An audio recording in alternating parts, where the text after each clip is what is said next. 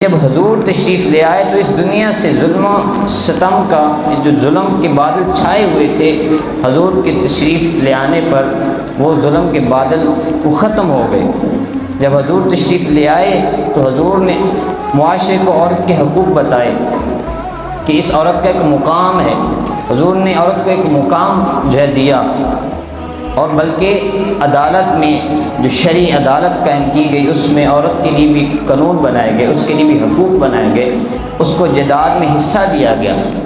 حضور علیہ الصلوۃ والسلام نے عورت کو بڑا مقام اور مرتبہ دیا۔ یہ کس کی بدولت ملا عورت کو مقام مرتبہ؟ اسلام کی بدولت ملا، حضور کے آنے سے ملا۔ اور حضور علیہ الصلوۃ والسلام اور جو ہے دیکھیے اتنے مرتبہ حضور نے عورت کو دیا کہ وہ ملکہ بن کر بیٹھ کے گھر۔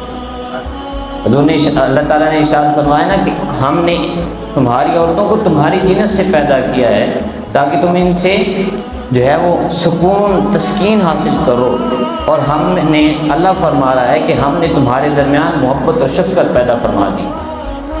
یعنی اللہ تعالیٰ نے عورت کو ایک مقام دیا، اور اب اس عورت پر وہ ظلم و ستم نہیں ہو رہا، کیونکہ اسلام جب نافذ ہو گیا، جب اسلام آ گیا، پھر عورت کو ایک مقام مل گیا، اور اس پر ظلم و ستم کے جو بادل گر رہے تھے وہ بادل اب ختم ہو چکے۔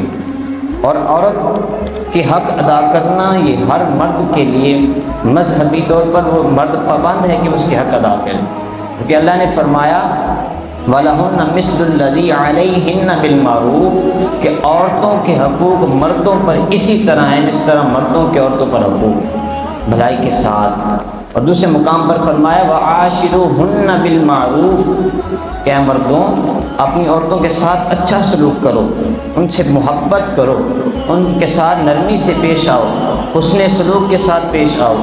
اگر ان سے محبت کرو گے، لڑائی جھگڑا نہیں کرو گے، جب تمہیں آپس میں محبت ہو جائے گی، تم آپس میں خوش رہو گے تو تم جہنم سے دور ہو جاؤ گے۔ یہ اور دیکھیے کہ عورت پر سب سے بڑا احسان عظیم کس نے کیا؟ حضور علیہ الصلوۃ والسلام نے کیا۔ اور یہ عورت اگر اپنی آخری سانس تک بھی حضور علیہ الصلوۃ والسلام کو شکر ادا کرتی رہے تو پھر بھی حضور کے شکر ادا کرنے سے جو ہے وہ سبق دوش نہیں ہو سکتی، حضور کا شکر ادا نہیں کر سکتی، کہ حضور نے ان پر احسان عظیم اتنا بڑا کر دیا۔ اور ساری زندگی اگر یہ حضور کا شکر ادا کرتی رہے تو پھر بھی یہ شکر ادا نہیں ہو سکتا۔ حضور نے مقام بتایا عورت کا، حضور نے ہر ایک شخص کا، ہر ایک رشتے کا مقام بتایا ہے۔